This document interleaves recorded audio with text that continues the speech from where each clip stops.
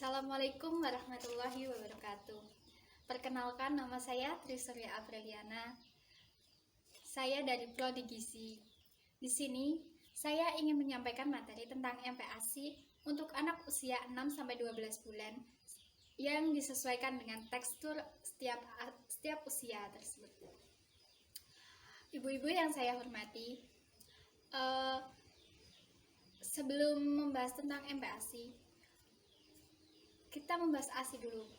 ASI itu baik untuk kesehatan bayi. MPASI berguna untuk memenuhi gizi setelah usia 6 bulan. Di leaflet ini sudah terdapat beberapa penjelasan tentang MPASI itu sendiri, dari mulai cara pemberian MPASI, jadwal anak itu, terus makanan yang sebaiknya dihindari. Kemudian pemberian ASI eksklusif itu sampai bayi berusia 6 bulan, dan setelah itu diteruskan dengan MPASI dan ASI sampai usia 2 tahun.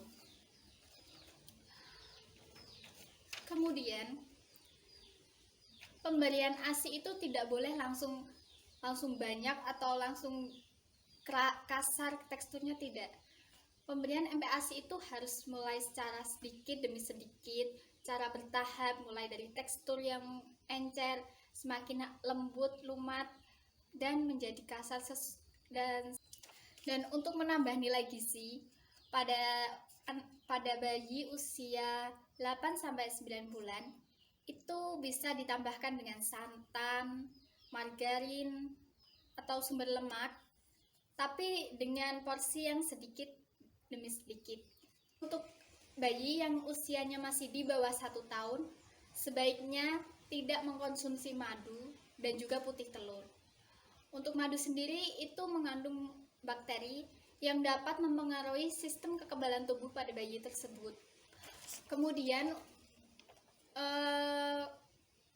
sebaiknya menghindari kacang-kacangan seperti kacang tanah, kenari, almond, dan kacang-kacang yang lain, karena itu termasuk makanan yang mengandung alergen. Untuk pemberian daging, kuning telur, ikan, itu sebaiknya diberikan pada usia 8-9 bulan. Karena di usia itu mereka sudah membutuhkan energi yang lebih dibandingkan pada sebelum usia 8 bulan. Tadi saya bilang, pemberian MPASI itu harus secara bertahap, mulai dari encer sampai menjadi kasar, sampai memiliki tekstur yang kasar.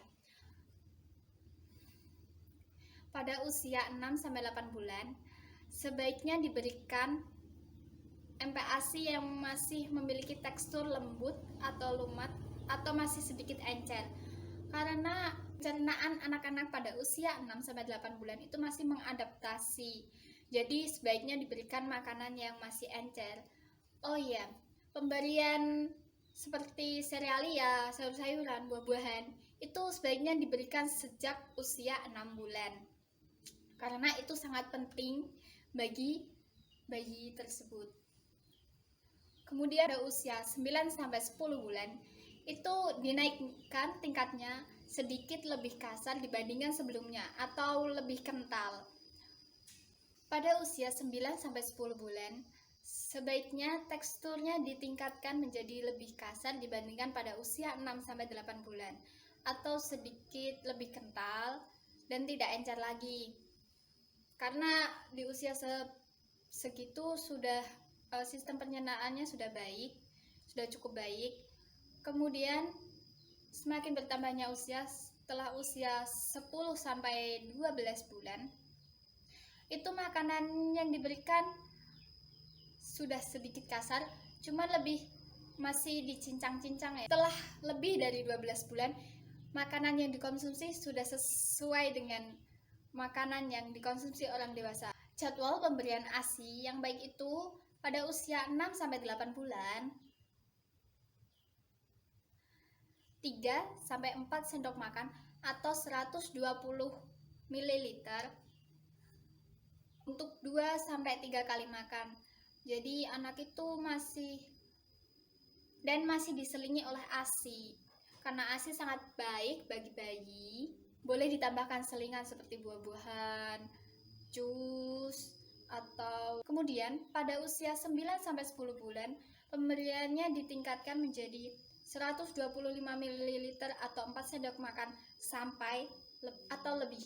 Kemudian makannya masih 3 sampai 4 kali. Dan boleh ditambahkan selingan dan jangan lupa masih diberikan ASI yang cukup.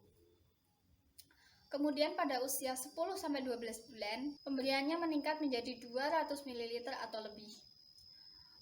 Pemberian makannya 3 sampai 4 kali makan, ditambahkan 1 sampai 2 kali selingan seperti buah-buahan, jus, puding, dan ASI masih diberikan dengan cukup.